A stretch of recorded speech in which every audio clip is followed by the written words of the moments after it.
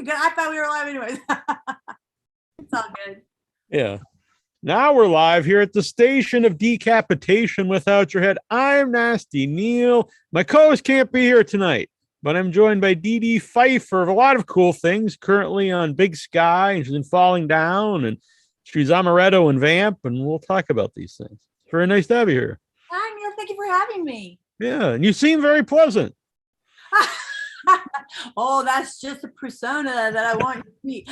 Thank you. That's very sweet. I'm a very happy person. Yeah. That's very good to see. Yeah. And I want to understand you recently, Big Sky is like your return to Hollywood. Yeah. I took off for 10 years to do, I thought I was going to go get a degree and it would take me like a minute because clearly I had no idea what I was doing because I'd never gone to college. Take a couple weeks, yeah. I really got through, high school in Orange County, graduated in 82. So you can imagine if you do the math, there were no cell phones, there were no computers. I didn't know what a thesis statement was. I don't know why 2 + X = 6. What's that X in there? That must be a typo. They're like, oh no, this woman really doesn't know anything. So it took me 10 years to get a 4-year degree, bachelor's in psych, master's in social work. And I took a year off to also get sober. Mom is in recovery. Oh, congratulations. Thank you. Yeah, I'm one of those people who feels like we got to talk about it. In March, it'll be 3 years since I had any booze, any alcohol. 3 years this March. Wait a minute. I'm 4 years this July. Yeah. All right. Well, excellent. Very good. Yeah. Newbies, man. Yeah. The newbies. Yes. Much healthier though these last few years. Yeah, I'm really proud of you, by the way, and I know proud of you. And thank you. Yeah, man, during the pandemic, to not relapse. I'm not saying those who did, or any more or less than anybody who didn't, but wow, right? That was challenging because people I knew who didn't drink started drinking, and those who drank were drinking more. Those who never smoked pot started smoking pot. Right. My meth head friends, forget about it. They just were, So yeah. I listened to audiobooks, many audiobooks during the pandemic. I ate a lot of peanut M&Ms, chugged a lot of Coca-Colas, and tried to not throw myself out the window. Right. Well, I'm glad you did, and I'm glad you're here. Thank you. Yeah, me too, because God knows where I'd be right now. So what was that like? Did you miss acting? Yes, in the sense, the artistry of it. Right. Artist, because there's the art of acting, and then my Rottweiler is about to bark. Sparta, no, we're not. And she's like, oh, we are. Wow. If you come over here, if you want to upstate, come over here. Hello. Yeah, say hello to everybody. So Maximus, honey, can you help Mom out with the barking dog? He's running. Yeah, she's literally she's telling me off. Wow. Directions. Rude. Party of one, rude. Thank you. This is so me. You're lucky the cockatoo and the cat and the teenagers aren't running through. Or I should say I'm lucky. Well, it's only a couple minutes into the show, so who knows? So me, man. If you've seen any of my interviews, my podcast, whatever, it's like, this is Dedee. This is it. I'm transparent, no apologies. So I took off, got a degree. It took me forever. I got sober and and then my brother-in-law out of nowhere threw me a lifeline because I was doing my last year in my master's program and had not a clue of how I was going to financially support myself, right? On a social worker's salary with 2 teenage boys and a bunch of rescued animals. I did not know. So me, I had no idea. I hadn't figured that part out. I didn't look at the fact you make barely $50,000 a year, like a year. And then they take taxes from there and then you're supposed to live off that. I'm really bad with numbers. So I'm 10 years later and then I'm like, oh no, wait a minute. How am I supposed to make this work?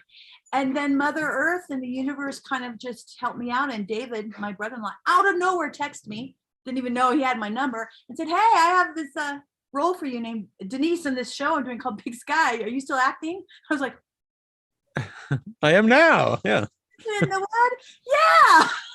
Well, it's exactly what I needed and wanted because I wanted to bridge my social work and my social welfare skills to help people on a larger scale and bridge together like my fan base, which now is even bigger since I'm on Big Sky. Thank you guys for following me.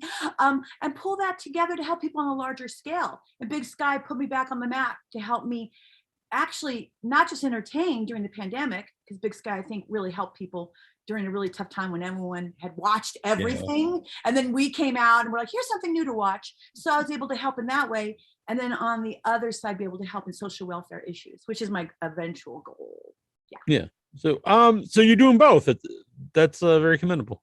Yeah. Well, it's kind of hard to be hands-on in the field when there's a pandemic and I'm supposed to come back to a movie set and make sure that I don't have COVID and what have you. So what I'm doing is I'm kind of putting all these ducks together, right? And I will say, I want to thank all my followers on Instagram who follow me. I just love every single one of them. I have like the best followers. I didn't even do social media until I got Big Sky because I didn't even know how to turn my phone on, let alone, social media. Yeah. So I'm learning. I'm a newbie at it, but I read what everybody says and they tag my pictures and I always do silly things. And I was very afraid of social media, but I've come to think it's really sweet and it's kind. It can be mean and snarky. That's the internet. But yeah. That's just ugly. I mean, mama don't do ugly. So I just, we couldn't put that over here and continue on with the light that's out there. Yeah. So when you get on social media, you obviously Big Sky, and then I assume a lot of fans that, like the previous work. Oh my God, that's what I'm saying. Like I'm in this cult classic called Vamp that's still alive. I literally just yesterday did an interview. No, I answered some questions for an audiobook of the making. Cool. Right? And then I heard that someone was gonna read it. And I was like, hello, I'll read the Vamp book for you. When Emma ran down the streets after Chris Makepeace, I'm like, I want to do it. I'm over here like in New Mexico waiting to film Big Sky. Yeah. So Denise doesn't have a lot of screen time, so I got a lot of downtime and I'm trying to save the world over here. And all the animals in Albuquerque, don't ask me how many rescues I have now. But I'm like, please. So now I'm looking at possibly doing the audio version of Vamp, which is so great. But I hear a lot of actors don't, what do I say, embrace their early work. Oh, I do. I wouldn't be here without that. Are you kidding me? That it's all part of the beautiful journey, Not being on social media all that time, like, did you know that Vamp had a following, or were you surprised, I had heard. My friends were like, Dedee, you really need to do social media. And one night when I was drinking, I got drunk and I think I made an Instagram. I don't remember, of course, hence I don't drink anymore. And I got on there and I got scared because the minute I got on there, all these ex-boyfriends, people I really want to talk to were like, hey, Dedee. And I was like, and then I just never went back, and then the next day I didn't even remember I had an account until years later now when I went in and someone said, oh, someone has your name. And I go, I think that was me years ago. Just ignore it. I don't know what that is. Yeah. And the minute I went on, all these people were really sweet. They're like, oh my God, you're back. Where have you been? I loved you. And just everyone has like their favorite thing. Different ones, yeah. Yeah, which I just love that. I just think that that's part of the beauty of what we do, right? Like we do the work for whatever reason, and then you put it out there, and then it means something else to somebody else. And I assume you're the one with the blue check mark, because I did notice when I went to tag you earlier, there was another Dedee. Blue check. Dude, that whole like dot or check mark or validation, I don't know what the heck that shit is, but let me tell you, I don't fall into that because they told me, well, you don't have enough followers. I said, listen, I see. listen, the people who follow me either discovered me, found me, or genuinely heard me on an interview about recovery and alcoholism or social welfare issues, or love Vamp or something, like I said, something in the past, and they're following me, or they like my goofy things that I always post, which are just kind of, and produce serotonin and dopamine. That's what I'm all about, right? And so they found me organically. I didn't spend $20 to get 10,000 people to buy them, right? So I can get a check mark or a dot. Well, let me tell you, the people who represent me were not very happy with that answer. They're like, well, the studios care. I said, okay, well, that's their shit. That's their shit. It doesn't have anything to do with my value. And every person that follows me, I know is following me because they want to, right? So I don't have the check or the dot, but I will one day. One day it'll organically happen, and But I don't care either. I was just curious if that one was you. I have dots and check marks. They're called wrinkles. That's why I have a filter. But not on my Instagram. I've been doing the show since 2006, and one of our listeners years ago was like, "You guys should get on Facebook." And I was like, whatever. And he was like, "Do you mind if I make you one?" I was like, "Yeah, okay." And obviously, all this stuff took off. But See, like after this, Turkey. My publicist in Turkey. Of course, I have a publicist in Turkey, right? yeah, I have a lot of wild turkeys where I live, actually. I've literally wild turkeys out the door. And they say when they're in heat, be careful, they'll attack you. And I'm like, really? oh. I've never had. I know people say that I've never had any issue with them. They're very friendly to me. So. Yeah, they have not attacked me yet, but I think they know that I'm good. I'm like. I do think animals sense if you're a good person or not. Yeah. But they're like, when the males are in heat, they'll attack you. I said, oh, and they thought that was going to scare me. I started laughing. I said, I train Rottweilers, really, and I raised 2 boys on my own. A wild, horny turkey is not going to scare me. You want to scare me, yeah. But yeah, the whole Instagram thing, it's interesting. I think it's what you make of it, right? Yeah. And I think there is a rabbit hole that we have to be careful of, because I mean, even I can kind of catch myself saying, oh, I lost 5 followers, and I have so little followers that I can see the difference in the numbers. And then I start to get my feelings hurt. And then I realize, hey, I said something or did something, or maybe it has nothing to do with me, but that number can't be a part of my value and my worth, right? It's how about part of this journey, and just continue being honest and give out good positive energy, and those who are interested in that will follow. And if not, that's cool too. That it's all good. Yeah. You mentioned it was your brother-in-law, David Kelly, I believe, was for Big Sky, and Michelle Pfeiffer's your sister. Now, was that? Last I checked. Yeah. Well, I was just wondering, because from what I read, your parents weren't in show business. So how did that come about? I assume maybe your family was into it, but from what I read. Oh God, no. My family are like hard work, blue collar ish, from farmlands in North Dakota. My family, my mom and dad came out here when my son was, not my son, I'm sorry. Wow. My brother was a year old, and now him being an old fart, and I'm just 10 years behind him. Let's see, 50, he's 68. So they came out here 70-ish years ago, right? When they were orange groves in Orange County. And my dad had a little putt-putt plane that he built. And oh, really? That's pretty wild. Yeah. He parked it like in the backyard. I mean, way back then. He came from North Dakota. Then they had Shell, and then me and Lori. My dad was had his own business, Dick's Heating and Air Conditioning. My brother went into Rick's Heating and Air Conditioning. Mom was a stay-home mom. And Shell was the first one who dove into the whole industry that we were like, what? People actually can do that? It's weird with a family member. You see them on Fantasy Island, which is one of her first things she did. Now I'm really dating myself. I'm a dinosaur. She was on Fantasy Island, and she had one line, "Who's that guy?" And you had to watch it live. We didn't have these cars. Right. You had to be right there in front of the TV, and if someone went in front of you, you missed it. That was it. You missed it. So she started it, and then I was still in, I think, grade school or middle school or something. And then when I was 18, at that point, she was doing Scarface, so she continued to do really well. And then I decided, hey, I wanted to try this thing called acting. I thought I would give it a shot, like anything else, because I've been working since I was like 12. And my whole philosophy was I would work. I had so many different kind of jobs. I get bored, and and then I want to do something else. And then I thought, I'll try this thing called acting, and I knew I'd probably get bored and quit. I never got bored because I was never good at it. Well, that's something to suck at. Stuttered, couldn't remember my lines, had no idea what character it was. 2 years I just studied painfully, and I'm sure looking back, all the scene partners must have been, don't put me with her. But I tried really hard. My dad nicknamed me Hardhead, so I now understand why. I mean, to this day, 30 plus years later, I still don't feel like I ever really nail a performance or a scene or a character. I think there's always. Did you love the actual acting part? Yeah, because when you're actually connected to the material and the other actor, and there's something especially organic that happens in the scene, and the camera's rolling and the lights and everything's working, and it doesn't get cut in the editing room, and it lands. I mean, it's got to go through a lot of hoops before it lands on screen. It's such a huge success because so many moving parts have to be working together at the same time.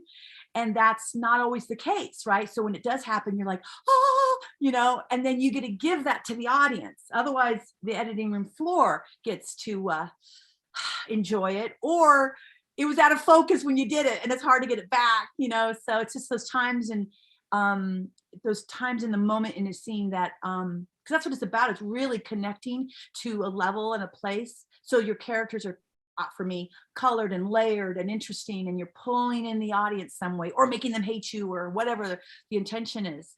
Pull them along for the ride, right? Pull them along. But a lot of people have to be working with you to enable you to do that, right? Lighting, editing, directing, music, sound. If there's a boom in the shot, that could be a little distracting for people like my brother, who are like, you were so good, but then I saw that boom and I just checked out. I'm like, Rick, what is wrong with you? I was a good those guys who saw the boom. Uh-huh. I'm like, it's a low budget, we couldn't refilm it, just move on. Right. I will say I didn't know this, and so I looked for it because when I was just looking up things at the end of Vamp, you can actually see someone's hands holding the skeleton arm of Grace. No, I bet you that was Richard Wank. I call him Richie because he is one of the funniest men I've ever met in my life. To this day, we still laugh about everything about Vamp. I mean, honestly, the making of Vamp is so fun to talk about, and to, like you said, to see those things where the two hands of the boomer in the shot. Oh, there's a lot of stuff. If I were, or people, one of us were to tell you about, and then the whole stuff with Grace, God bless her. Wow, that was one wild woman, you know. I always wonder what she's doing today, you know. Maybe she's one of those wild turkeys out there. She could be, right. A wild, I was just say horny turkey, but we don't know about that. But yeah. Turkey, but maybe. Turkey. Right, yeah. But she's probably still wild, yeah. Yeah. How did that come about? How did you get the role? I was reading for everything in Hollywood, just like everybody else, walking the pavement, reading the script, going in and reading it. And thank God I was available to read for it, because sometimes you're not, you know. And thank God they called me in, and thank God Richard just said that he fell in love with me and that I was Amaretto. And I think he's right. Back then, I was very much like the character. So I'd say a little bit of acting went into it, but a lot of it was just really being transparent. I mean, I look back now and go, oh my God, I was so, life is just beautiful. Life is, there's vampires, but whatever. Right. There's love. I'm still like that, by the way, at 58. Family still has to watch me. You know, I've been married 3 times, divorced. I still love. They're like, do you have to love everybody and marry everybody? So I've stopped the marrying thing. Okay. Also, I'm out in the middle of a village in New Mexico. When COVID, I don't really ever leave. But yeah, there's still that loving quality. I just think that there's a youthfulness that we all have when we're younger that I was able to apply to Amaretto, and she just happened to be even more like effervescent, is like what I like to call her, and just didn't have any filter, or it was like all positive came into her lens. Just all she saw was positive. You know, that's why she could be in a burning building with vampires running around and still be talking to Chris Makepeace. I mean, what a great character, right? Yeah. It is a very fun movie. The thing about horror movies, there's, you know, it can be very dark, and I like all different kinds, but it's just a fun movie. It is, yeah. Richard Wank is such an amazing filmmaker. He was doing a lot of cutting edge stuff at that time that other people weren't. I mean, with the lighting and all that. I mean, he had the blue lights and the pink lights, and then yeah, which is much more, you know, common today. Like a lot of independent horror movies I watch will use all the different. It's more. I think it kind of started more like Italian horror movies. Yes, yeah, he was definitely one of the. Oh, are we drinking coffee? Oh, awesome! Thank you. Look at this mug I got. This is Denise. Oh, it's very cute. Isn't that fun? Yes, it's very fun. I'll show you the other side, but it has a cuss word. Yeah, I like to keep mine in something like this too, so it stays very hot. I drink a lot of coffee. I mean, I do too. So. Well, yeah, because you know, it's like normally it would have been filled with God knows what alcohol, but now it's just filled with a lot of coffee. Right. Yeah, I drink mine black. I don't know how you have yours, but lots of coffee mate powder, so it doesn't like cool the coffee down. Everyone's going, are they really talking about coffee? We really are. So Richard Wank, and he went on to do a lot of things. Yeah, Richard. I was looking at his IMDb. All sorts of stuff. Thank you for reminding me to text me, and I didn't text him back. I suck. I really need to text him back. The fact that we still, you know, randomly, you know, keep in touch. But he's very busy. Cool. Yeah. But I do. I mean, I really owe him a lot. That was my very first starring role. So it absolutely helped, the trajectory of my career. Yeah. Where was that film? Like the underground scenes, was that actually underground? It looks pretty cool. Those were built in a studio. We filmed all night shoots downtown Los Angeles, and those were the tunnel scenes were recreated in a studio downtown. So we had on a night shoot, except for the one shot at night when we come up and the sun's coming up. That was the only daytime we shot during the day. So we were literally vampires in the making of that. We slept during the day and worked at night. Yeah. That was some weird stuff. You see some weird things. What kind of things do you see at night? And I was at night in LA. Well, my car was stolen off the set. How about that? Oh. We had someone experiencing homelessness. They left the keys in the car, and I guess the guy fell asleep who was watching our cars. At about 6 a.m. when the sun was coming up, we're done, right? People going to work, we're done. And I went to go get my car, it was gone. Because someone had just crawled in there, saw the keys, and drove off. And I was like, wait, where do you mean? Like, where's my car? He's like, oh, well, where did you park it? I said, huh, dude, 12 hours ago I parked it right there, and you told me to leave the keys in. He's like, oops. Found it 2 weeks later, and someone had been living in it. All right. Well. Yeah, at least he had somewhere safe to live. Yeah. I was in a rental. Let's see. We had sidewalks cave in while a truck was doing a shot, like driving down a sidewalk cave in. Tons of people got sick, dropping off like flies, including Richard. So we were losing weight. Like my wardrobe was falling off. And let's see what else. Grace was, it was challenging trying to get her out of her room sometimes, because I think being the artist that she is, she had Keith Haring, who's amazing, painting her body. She had all these artists doing her wigs, her makeup, just all of these incredible New York artists who, looking back, I'm not sure were understood the process of a film making, right? Yeah. So there wasn't all day long to do these things. And so often a lot of banging on the door. We really need her out of the trailer. And we never saw what she looked like until she showed up on the set. Oh, really? That's pretty wild. So it was always like exciting and fun and odd, jaw-dropping. One time I said she came out and the whole outfit was 2 coils, 1 coil right there, marks the spot. I think she had 1 on her tail and the 2 on her fingers, and I think 1 around her neck. Just a coils.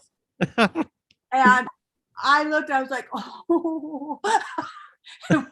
We're like, that's right. That's what I was going to wear for the show tonight, but I decided not. 4 hours to put 5 coils on. First of all, I didn't even think of that. Right. Like, well, we expect some elaborate thing that really took hours, and we're like, it was 5 coils. And plus, we're getting over the whole wardrobe in coils, which we thought, okay. It was, looking back, how phenomenal and cutting edge, right? But I guess I was just confused. And then I was confused as to why we were Chris and I would do scenes that we weren't prepared to do, because we had to keep the camera rolling. There was no like sitting around luxury to wait. And on lower budgets, you got to get a certain amount of film in every day, or you can lose your film, which we almost did. So Richard would be like, hey, let's do scene 105. What scene is that? I don't know. Here's the dialogue. Go. Throw the cameras over there. We're still waiting, for coils to come out. So her coming out every time was always something special and interesting and surprising and fun. So I can only imagine when people saw the film what they must have thought, right? Because us actors were always like, oh, look what she well, you were trying not to do that. You'd be like, oh yes, I'm ready. Of course. All right. I read that she said after the movie that it was her idea not to have any lines in the movie. Probably, I'm just wondering if like the original script, did she have lines that you read? Oh, honey, I don't remember what I did for breakfast today, if I even had breakfast. There's a good chance there probably were some lines, and she probably thought no lines, which looking back was a great choice, actually. Yeah, I think so. Well, considering we had issues with the wardrobe, and then coming on the set with a vibrator, that's a whole nother thing. We didn't use it. It was just in the air, and look, I found my vibrator. And like, oh my God, and she crashes into the sound card. I wasn't there that day. I did not see that. So I don't know, this could be here. Right. She did talk about a vibrator a lot. God bless her. I'm just saying, you do you, boo. But I was really young. Yeah. Is she saying the V word out loud? That's nothing. She brought it to the set the other day. I hate it when I miss the good stuff. Actors, we couldn't find certain actors. Yeah, and we found them the next day. Yeah. All right. Yeah. How about your wardrobe? Did you was that picked out for you? Did you have a hand in it? 80s and 90s, we got away with a lot more shit than that you would ever get away with now. I mean, things we did back then were just naughty, and get you fired today. Back then, it was kind of part of filmmaking. You kind of went, oh, okay, right? Someone picking you up and they're high on coke and they're asking you you want something? I'm like, no, I'm good, thank you. Am I going to get to work safe? My wardrobe was handmade by the designer. It was all like handmade from scratch, so that was super fun. Mm-hmm. Yeah. Well, you talk about kind of, I guess, the party scene of the 80s. I guess, how wild was that at that time? I went to rehab 3 years ago. I mean, along those lines, was that ever in your mind about going back to, like, should I go back or can I go back to acting, and stay sober? I love that you asked me that question, because I had a very strong association with smoking cigarettes. Everyone who knows me knows I love to smoke cigarettes, and smoking and drinking, they go together like peanut butter and jelly, just like trauma and addiction. They like each other.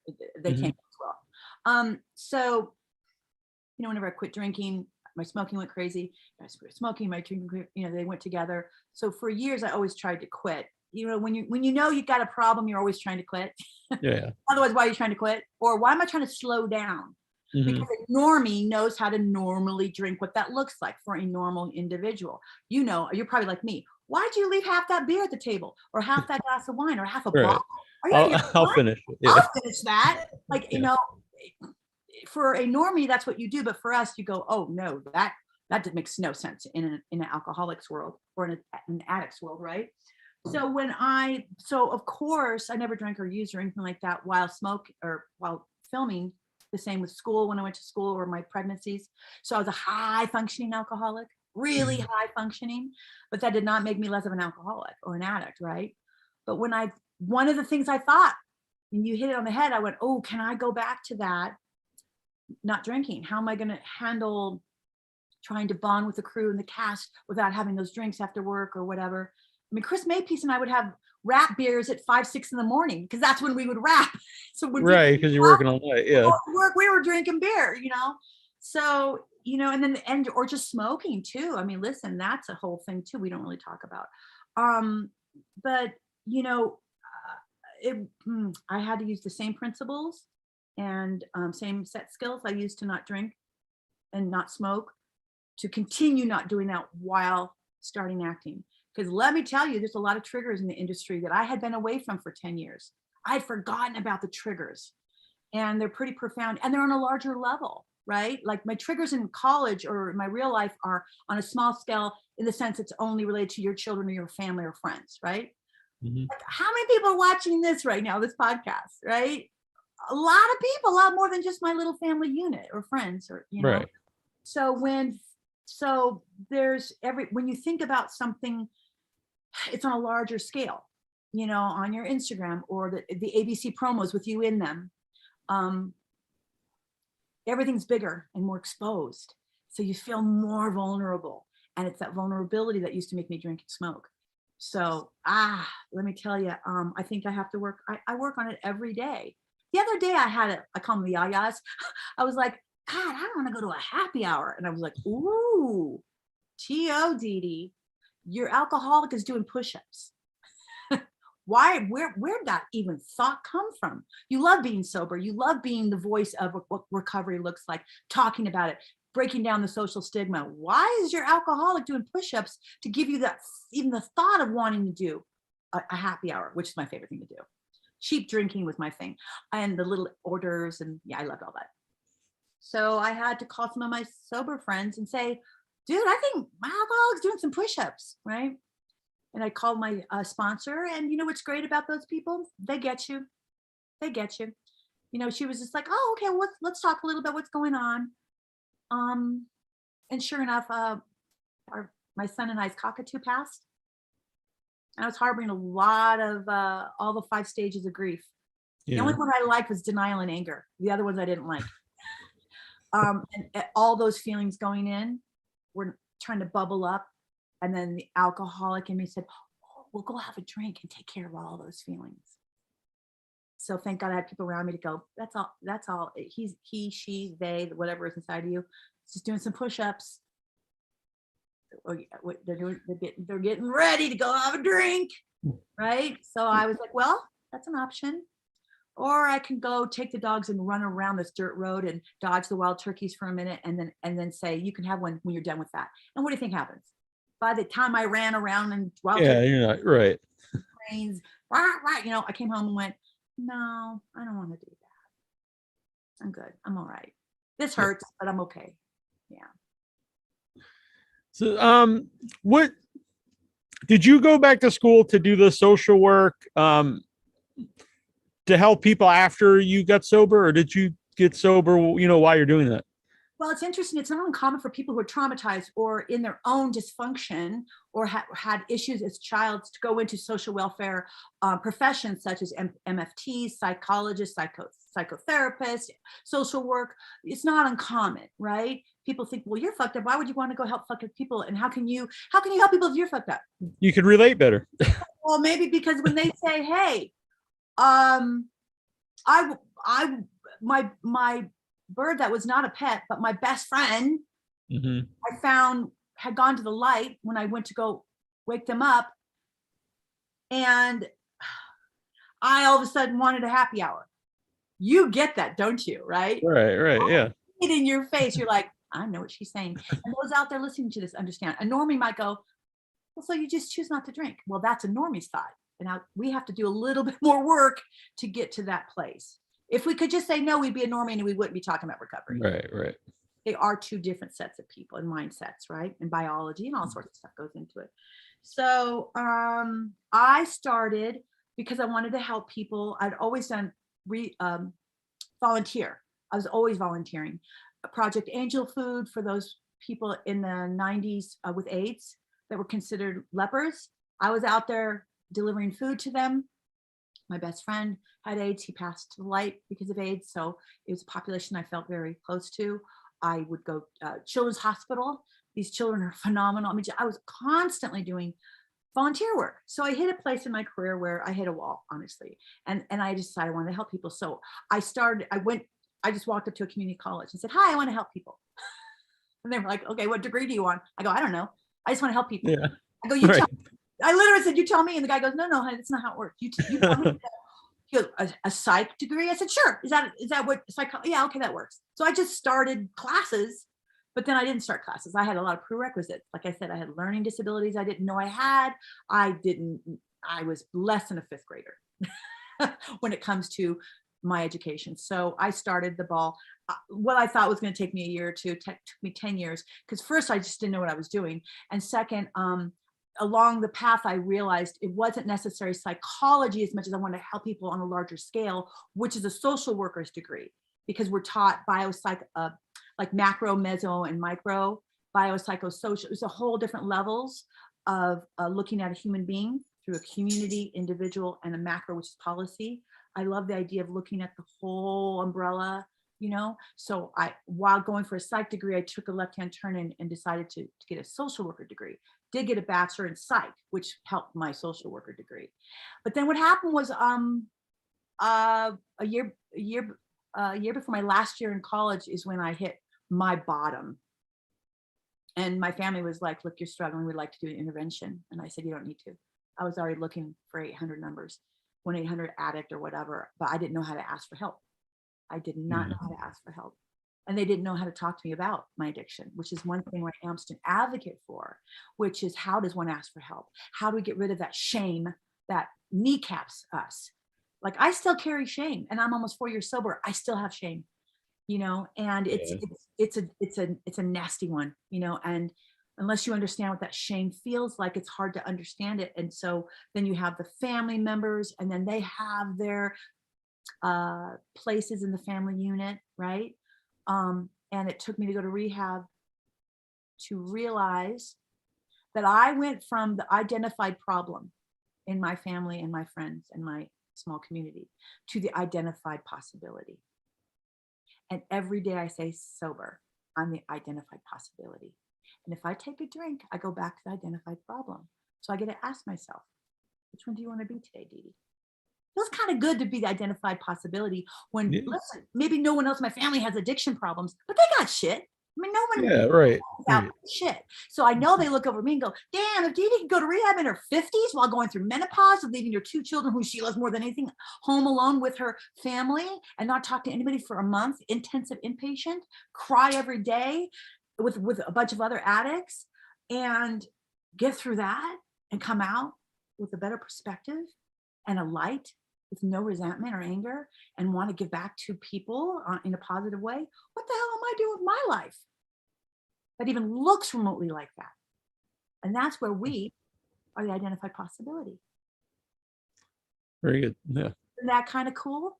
I agree. Yes. Very cool. Yeah, sober. Because it's not fun being the identified problem. No. A lot of people are in the chat. Want to say hello. Jacob says hello. Matthew Hill. And Wang Fist says, howdy. Vamp is one of my favorite films. Shame we never got a sequel. You know, Wayne, right? Yep. Yeah, a lot of people on my Instagram say, when are we going to see a Vamp sequel? And you know what I always say? I always say, go get Richard. Tell him, let's do it. I keep telling him too. He won't do it. Probably because no one can find Chris Makepeace. Yeah, I know Robert Russer a little bit. I've had him on the show, and I've been around him at conventions. So yeah, he's doing a lot of cool stuff actually currently. Yeah. So yeah, he comes back to Empire, and yeah. I said to Richard, I think it had been, I don't know how many years ago, 1, 2, 3, 4, 5 years ago. I said, dude, think about how fun a Vamp sequel, but really do it in a way that people won't see it coming. Like, right? Don't do it the ordinary sequel way, because then you could have some fun with it, because you're never going to top the original, right? And always a mistake to try to compete with the original anything. Like the original Gone with the Wind. Don't even try to redo that. Right. With the Wind. I'm dating myself again. It's an older film, young pups out there, or whatever film that you think is like iconic, and I never really good idea I think to try to redo them. No, I agree. I know I live near where they film Jaws, and there's always talks about remaking Jaws. And dude, to this day, when I go into the ocean, all I hear is doo-doo. Yeah, exactly. And then I go, I'm out. I'm good. I'm out. I mean, that is like no other film has ever done that to me. That I just looking down and I hear that music and I'm out. Uh-huh. No, I totally agree. But yeah, I always think if they did remake Jaws, they'd really fixate on the shark, and really what makes a movie so good are the 3 actors, I think, and their interaction. You know, the story with that is that the shark, they had a shark, but it looks so fake. Yeah. They decided not to use it, and they only used little pieces like of the fin, and that was the beauty of what they did, because it left it to your imagination. They didn't show you the shark. You just saw a little bit of the fin and doo-doo. Doo-doo. And you went, you know, because nothing's more scary than your own imagination and your own narrative and your own projection. Because you put your fear, whatever that looks like to you, in that dark water. And that is really wicked. I love that. Yeah, I agree. I love that. And I don't know how familiar you are with Stephen King's It, but I always think that's why the TV version, the ending doesn't work so well. Is in the book, it's whatever you're the most fearful of is what Pennywise is. And how do you actually show that? I agree. I always think less is better. I mean, to bring up my sister's film, Scarface. Starface, my rescue puppet named Scarface. There was I think they had a version where you saw the guy actually being sawed in half in the shower. But I think for the actual movie, now I could be totally wrong. I'm sorry. I'm sure your people who are listening are like, she's so wrong, which is my sister's film. But I believe what happened was it was so graphic. They only used the shot of the blood coming back at the actor. I'm sorry, that was enough for me. I was like, I get it. Bones are being sawed. I mean, I don't need to see it, right? Just with the blood splat. I was like, T.O., Mama's good. Yeah. I think even if the original Halloween, there's actually just a little bit of blood. You actually don't see the kills. Even Texas Chainsaw Massacre, people think it's really graphic, but it actually isn't. Right. But it's funny, they think it's graphic because of what we do in our own minds. Our minds are really powerful. I'm so into like energies and, you know, that kind of paranormal. I'm in New Mexico. Come on, I gotta believe in this stuff. Yeah. Who is that? Whose painting is that behind you? No, I'm in a rental, a really nice rental. Oh, okay. Sweet little house out here in a village. But this is all like New Mexico stuff. But I gotta tell you, I'm so spiritual and I love this stuff. I mean, this. Yeah, that's very cool. Yeah, beautiful. Like, hey man, yeah, and this little bamboo. Over there's all the dog beds and all the mess. Yeah, we'll keep that out of New Mexico cow's head painted. Well, there you go. Everyone needs a cow's head. Yeah. Yeah, and I think there's a little ghost in this house for sure because there's some unexplainable stuff. My son thinks I'm nuts, but whatever. Oh, interesting. He's 16. AJ wants to know how was it on set with Robert Ressler? His character was awesome. Oh, hi AJ. Well, Robert and I go back. I don't know how much Robert talks about us. Does anybody know? Robert, I've had him on the Did he say we kind of dated for like a minute? Mm. Oh, well, we did. Okay, so we did a movie before that called Dangerously Close. Oh my God. Like I said, my memory, dude, what the heck? Anyway, we did another movie. Was it before or after this? Vamp. I think it was Vamp. Oh my God, I can't remember. We did 2 movies, Vamp and another one. And for a minute, we dated, like for a hot minute. But back then, everybody did that. And now I think they call it not hooking up, but my son says there's a name for it where basically you just you go out for one night and have fun, and then that's it. Oh, one night stand, maybe. I don't know. Yeah, see, in my book, that's a one night stand. I think Robert thought we dated for a minute. I viewed it as a one night stand. Anyway, I'm fine. I'm fine. Yeah. But it's when I always give him shit now. So he was great. He was very hot then. Remember, he was a hottie. I don't know. Does he talk about him and Grace and how he couldn't find him on the set? You know, when I had him on it, because it was about Nightmare on Elm Street 2. So we okay. Because it was him and Mark Patton. Yeah. He was naughty, but listen, everybody was naughty. I think I was probably one of the few that wasn't really. I mean, I guess a little because I was just like free. But I'm gonna ask him now next time I have him on. You say, so Dedee said something about they couldn't find you one day on set to give your set call because scenes had changed, and then the producer went to Grace's house and found you there and said, get your ass back to work. We need you.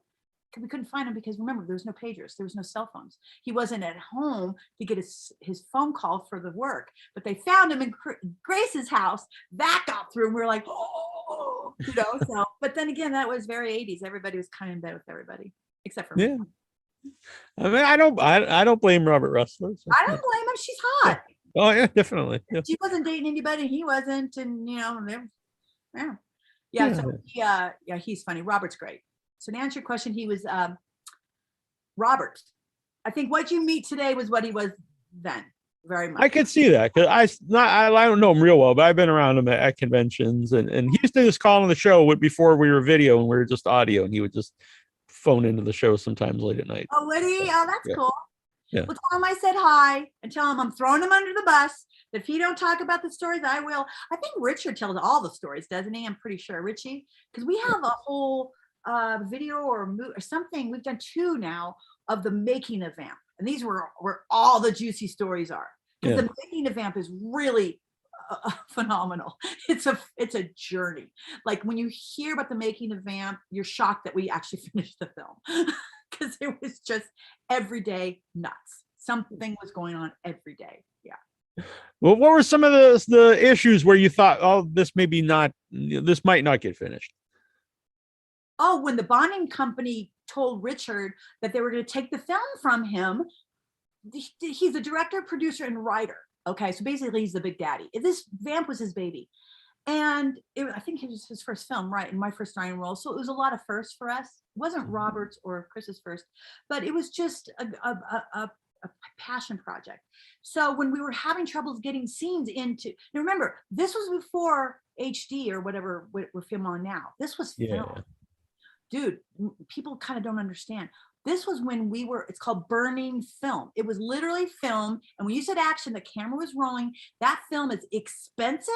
And once they say cut, it's done. And if that's not usable for whatever reason, you don't have anything. You have to go back. And film was expensive to buy, to process. There was times when you get into the room and find there's a scratch in the whole reel, you'd have to go back. If that means getting locations back.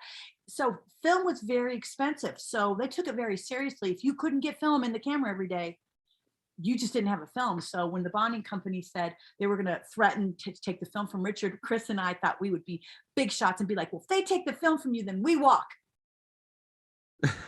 Like, you don't want to do that. You'll be blacklisted. We're like, fine, we'll get blacklisted. You know, it never happened, but I just remember looking back going, ooh, I had some spunk. I don't remember having spunk, but I guess I did, because I was going to stand behind my director. I was like, because it's not his fault that sidewalks are caving in, people are getting sick, Grace won't come out of the trailer, she runs into the sound cart with her vibrator, can't find none of these things are Richard's fault. Why is she getting the film from him? Grace discovered ecstasy in the middle of her striptease. Come on, that's, right. that's not Richard's fault, right? So I'm such an advocate for like what's right. That's why I'm a social worker, and I'm like, that's not fair.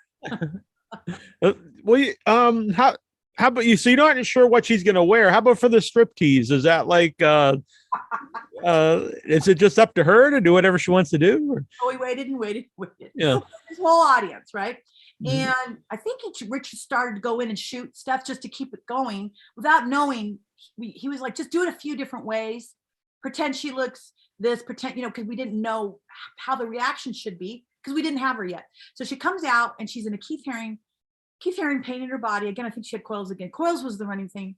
And then the chair, which was amazing and iconic. And no one had seen the dance or her. So when she came out, again, it was when she came out, everybody in the audience, and then she started doing striptease. Like I said, she discovered ecstasy. So it went from fluid and sexy to kind of stiff and rigid and sticking to the chair because she was sweating, and then her paint was coming off. It was just crazy.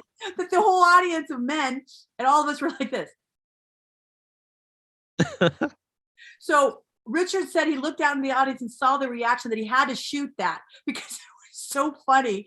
And then, of course, everyone went into a clap. Yeah. He actually shot the original reaction to the dance, which was like the whole room didn't know how to react. But it's written this sexy, sultry, just no one had ever seen anything like it. Well, no one had ever seen anything like it. That is for sure. And it was sexy, but in a way that no one had ever seen. In striptease, you think, I don't know, something else. Right. Again, that's what makes Vamp so special. Richard allowed it to be odd. He allowed it to be out of the box. He allowed everyone to be, yeah, we like it. He just allowed these moments that were organic. Grace, I like to tell this story about her wig. Her red $2,000 silk wig. It was actually blonde. They colored it red. Back then, no one had a $2,000 silk wig. They're expensive. They look like real hair. It was blonde. They made it this red color, which I don't think Richard was, but it started down here. And because it was so red and processed, hairs started falling out. What you normally do is take that one hair out, or you just clip the hair. Well, in between scenes, I'm not sure, but I think maybe people around her were also experimenting with drugs of the time. So they started literally giving her a trim after every take, until eventually, I think it was Rich, or someone looked over and noticed when we first started, her wig was scene kept going and get shorter and shorter. Somebody said, "Get those people away from her. That's not going to match like the continuity, right? You can't have just go short as you're filming because that's confusing. When in the editing room, it's just you don't give hair trims in the middle of it. But, you would in a real life situation, but not when you got film. So right. I was thinking that was really funny because somebody had said, "Just get those people away from her." What are they doing? Yeah. You said no one can find Chris Makepeace. So when was the last time you've heard from him? Dude, he's like, I don't know. He's Canadian, which makes him good people. I love Canadians. I love all people, but Canadians are just, they're so sweet. Last time I heard from Chris, it was shortly after Vamp, and I think we did some interviews. That was it. And I think maybe I talked to him once after that. And then gone. And then I kept hearing how Richard couldn't get a hold of him, or maybe heard him from email or something. It was like a little bit and then nothing. So I don't know. I hope he's okay. Yeah, we hope he is too. Steven here in Toronto, speaking of Canada, Oh, Toronto. Steven's a good guy. What was your did you enjoy your role in Into the Night? It's one of his favorite films. Oh, Steven. That was my very first role. Into the Night is a great story of how beautiful John Landis and my sister are. I had been interviewing at the time. You couldn't get a SAG card without getting a SAG interview for a SAG project. You couldn't get the SAG interview without the SAG card. So it was called Catch 22. Everybody went through it. It was really hard. So long story short, you would buff out your resume and make it look like you're SAG, but you're not. SAG meaning union. So I got an interview, slithered in there, not being SAG, got a role after a couple of years of struggling, and went home, said, oh my God, I got a role. It's so exciting. And then my agent called me back, yes, on the rotary telephone. That was how far away in the past was, and said, you're SAG, right? And I said, no, that's been the problem. Don't you remember? He said, oh shit, let me call you back. Sure enough, he called me back and said they gave the role to the girl behind you who they also really liked, but she's SAG and you're not. Cost the production money to Taft-Hartley you into the union. So basically they gave me the role and they took it back. I was pretty devastated. Shell was doing Into the Night at the time with John Landis and Jeff Goldblum, and went and told John that story because she was pretty pissed off. She was like, that's just messed up. I was pretty devastated. And then it was like, I got it. I finally got through that Catch 22. And then, yeah. So John said, oh, that's bullshit. Tell her to show up on Friday night in front of Fredericks of Hollywood looking like a $10 hooker, and I'll give her her SAG card, you know? So I showed up on a Friday night on Hollywood Boulevard with my trashiest clothes, which wasn't difficult because I was disco dancing then. And I looked too cute, and they smeared my makeup and messed up my hair because, of course, my version of a hooker looked like, you know, cute at a dance club. And they trashed me up. And then he just looked at me and said, look at Jeff and say, you want a date, and look at your sister and ask her if she wants a party. And told me I'm probably going to cut it out. Okay. Film's too long anyways, but this way you can get into the union. Well, I didn't have the money to pay for the dues to get the actual into the union. So John then also gave me voiceover work to help me pay for the actual card. And here's the best part. When he put the film together, he called me and said, I'm leaving your scene because it's so funny. I have to. So I want to let you know, you got your SAG card, you got in the union, and you're going to be in this film. So very cool. So that is a story of my little teeny amazing little role as a $10 hooker and Into the Night. Yeah, it's very personal. It very is personal role, and yeah, that's another little baby of mine. Yeah. Yeah. Kind of along that idea, LC Films and Entertainment wants to know, what's your favorite and most memorable TV show to be a part of?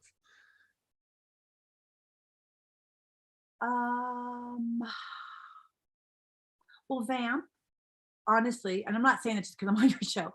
If you follow any of my interviews, you'll hear me mention Vamp a lot. It was my first starring role, and it really was a hard film to do. But the fact that Richard and Chris and Robert and everybody, and Getty, well, you know, we had such great outlooks. Everyone had such a great spirit about them. We never really went to that negative place. We just were like, okay, let's go with it, you know. And it was my first starring role, so it was like my baby. I would say for sure Amaretto and Vamp. And I'm gonna say Denise right now on Big Sky, and I'll tell you why. Because it's the first role I'm doing. And when I say sober, that I never drank during work, you know, Right. pregnancies or during school or anything in college. It was always after, you know, but that was enough, you know. So I'm playing Denise. I play Denise sober. So it's like she's one of me. I'm aging. That's always really fun, says nobody. So I'm having every day to look at myself on camera and go, when the hell that happened? When's all this shit going on, right? But I have to embrace all this stuff that generally is really hard for a woman. So Denise, I get to do that with Denise. So I'm going to say right now, not smoking, not drinking, and playing someone sober, almost 60. We good. look very good. And I'm not just, you know, being nuts. Thank you. But guess what? There's this thing called the Zoom filter. I discovered it. Yeah. It makes otherwise I sit there and stare at myself going, girl, you are aging. You're gonna need a little work here. No, I do. You start obsessing, you start looking, and you're like, what the fuck's going on with those? I have a birthday coming up next month. In a couple weeks. You gotta wear that hat because that's a great hat. Oh yeah, it's hand painted. My friend Annabelle painted the set. I love it. Who's also a social worker, by the way. Oh yeah, hey man, there we Yeah. go. And she painted this too, which I didn't have room to put it up, but we'll show it here. This Oh is wow, Norman Bates. She gave wow, that to me for my birthday a few years ago. that's beautiful. But you know, when your hat's not close up, it looked like a bunch of peacock feathers. Oh, interesting. Yeah, it's a bunch of weird horror characters. Oh, I love it. Oh yeah. Either way, it's really cool. The whole time I was thinking, I gotta tell him his hat is cool. Well, thank you. I appreciate that. I was trying to. Oh, by the way, Stephen Butler says Chris Makepeace was the star of Meatballs. Yes, yes, and wasn't it My Bodyguard put him on the map, right? Okay, yeah. My Bodyguard was like where we all knew who he was. And me, yep. Chris, we love our Chris. If he's out there, hi Chris. Whoa. Yeah. Get in touch. We'll have you on the show. No, dude. And I'll get you in touch. Yeah, you can reunite. Yeah. You mentioned Geddy Watanabe, who's in all kinds of movies of the era. So how fun is he? He seems like a very fun person. Okay, that is Geddy. Yeah. You see him in the movie? That's Geddy. He is always cracking jokes. He is one of the funniest men I know. He he improved a lot of that stuff. I'm in the mood for love, as they're naked. I mean, that's like, I'm pretty sure that's all him improving, and that's how he is. I love people who are quick on their feet. I love people who can laugh and at themselves or the situation. Geddy is just an amazing soul. Like, he's good to the bone, to the soul. I love Geddy. Hi, Geddy, if you're out there, I miss you too. Now you're making me want to call everybody, although I don't have any. Yeah, well, that's good. That's good. Number though. We don't do that. Well, yeah. Well, I was just saying we find it for you. That doesn't make any sense. But, Tommy on Facebook, Tommy Kovac. How is working with Tamar and Susanna Hoffs on the All Nighter? And does anything stand? Okay, the All Nighter. That's something a lot of people really love as well. My character on that, again, the very light. The very, back then we called them dumb blondes. I never believed in that. I played a lot of dumb blondes. Right. Secret to my playing these dumb blondes is I never viewed them as dumb. As a matter of fact, I think they knew exactly what they were doing. And playing the dumb blonde got them what they wanted, which is pretty freaking smart and not dumb at all, right? Mm-hmm. That's how I always played them. That I met my boyfriend, who was Susanna's. Okay, we start the film. I'm gonna give you a little dirt. We start the film. Joni Cusack was having issues with her boyfriend at the time, so I moved her in with me. I had a single apartment, literally a single. It was a room and a hot plate, and I moved her in with me. So the whole film, she and I were living in my little single with my cats. And then Susanna's ex-boyfriend was one of the band members named Louis Gutierrez in Lewis and Clark. They had broken up, so Susanna was messing around with the lead guy John. And Louis was cute and he was single. So, because I clearly had no boundaries, Louis and I started going out. Susanna was not happy, but I was like, dude, you're messing around with the lead guy. Right. Just look at the stuff we did back then. I would never do that now. But then it was like, hey, man, I see your ring on the finger, your ring. So I guess I was naughty, just like everybody else. So that was fun. She and I did really well considering I was dating her ex-boyfriend. I'm trying to think. That was to me, my only real memories was hanging out with Joni on that film, because she and I behind the cameras did everything together. It was really fun to kind of have, like, we were like freaking frack. Does that ever cause problems on a set? If does that ever cause problems on a set if you've dated an actor or they've dated someone else on the set? Well, yeah, I can't imagine Susan was very happy with me. Susanna was very happy with me. Right. Fine. I mean, she's very sweet. I remember she saw me at a convention years later and she was fine and said hi to her and her mom. We're over it, right? But listen, you don't want to do the stuff that we were doing. Of course, it creates drama. I mean, I think it's a matter of who you're messing with, right? I mean, right. She kind of couldn't get too mad at me because I'm like, you're sleeping with the lead actor right in front of your ex-boyfriend, so I'll just go take care of his wounds. I mean, you're young, somehow that math makes sense, right? Right.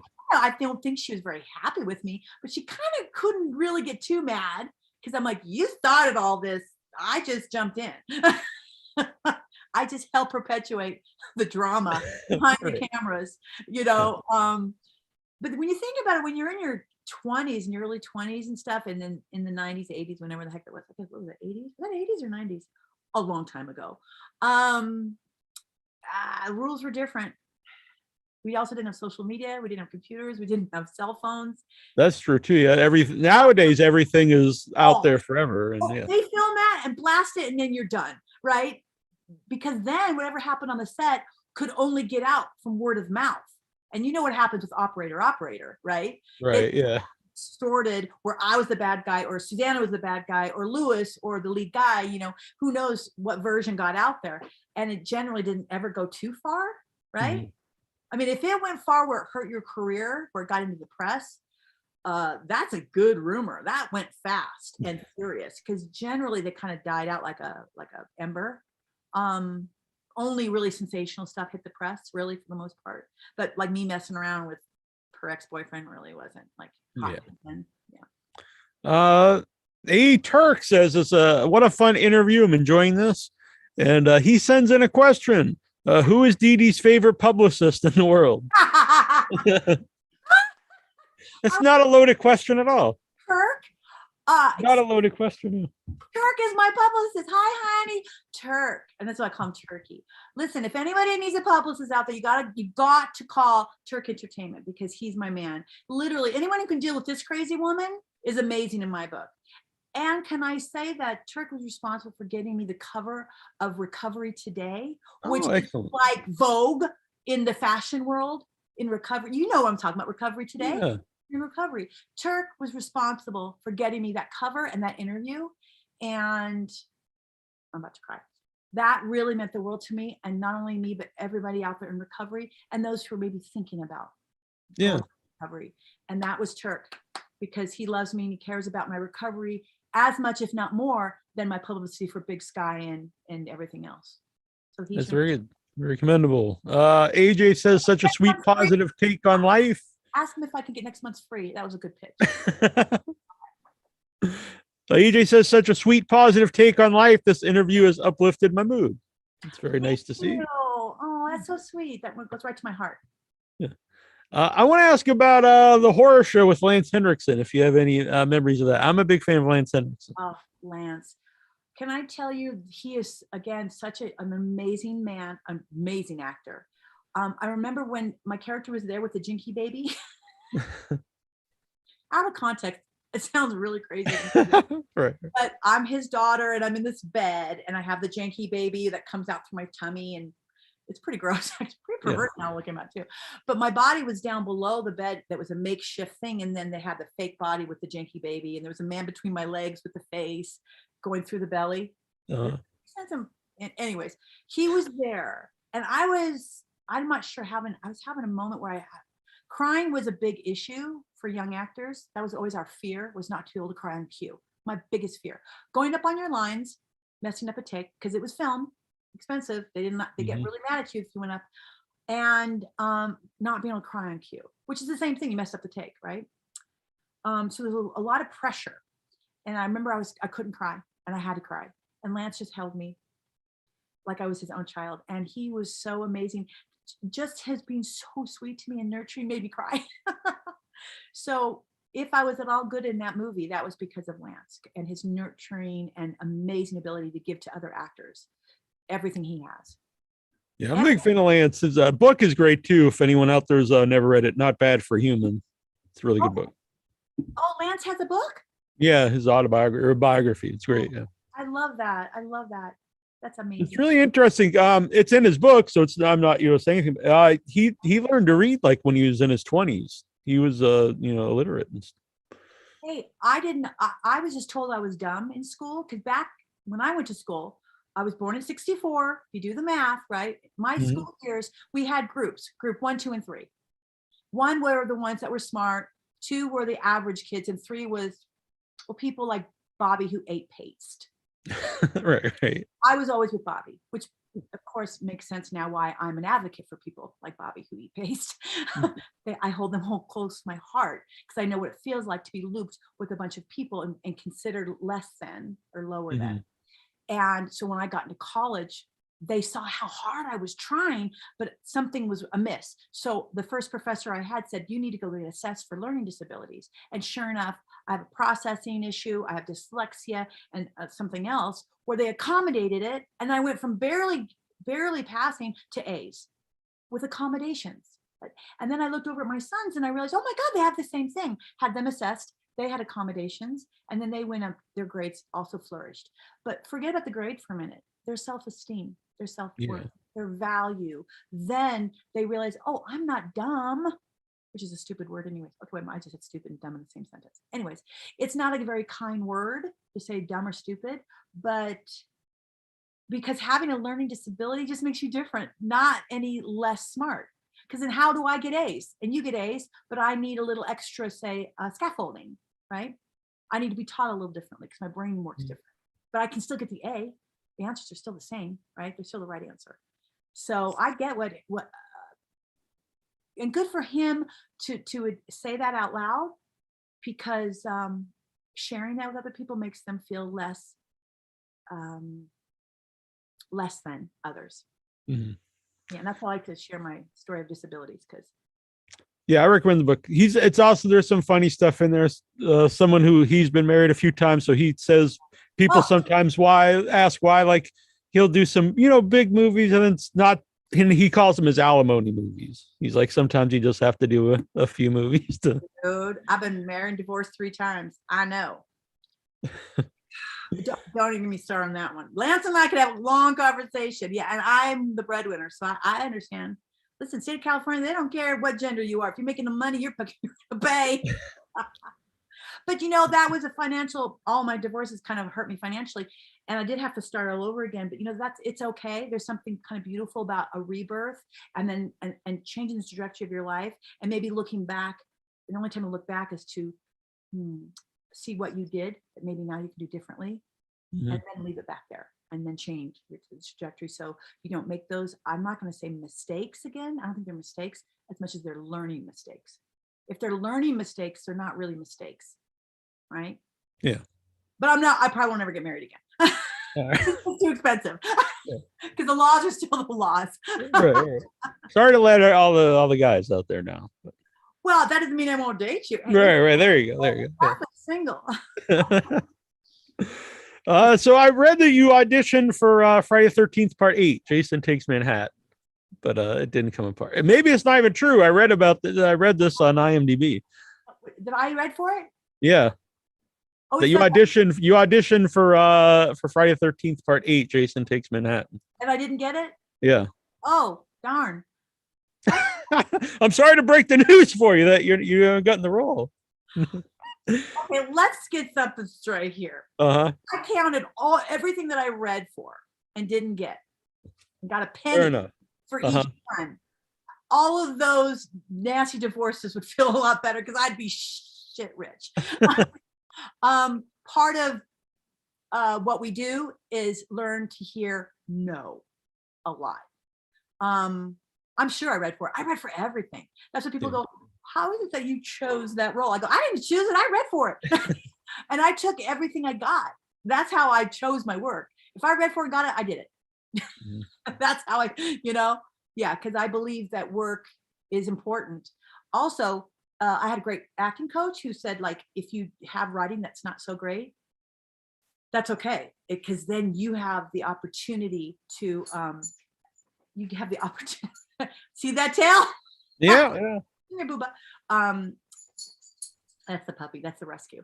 You have the opportunity to use your chops. It's easy to make good writing good, right? It's good writing. But when you got writing that's not so great, it's kind of like taking you should be able to read the phone book and make it interesting, right? Same thing with bad writing. Just take it up, chew it up, and spit it out. Because that's the difference between a really good actor and someone who has to rely on everything around them being as good, if not better than they are, right? That's easy. That's easy, but yeah.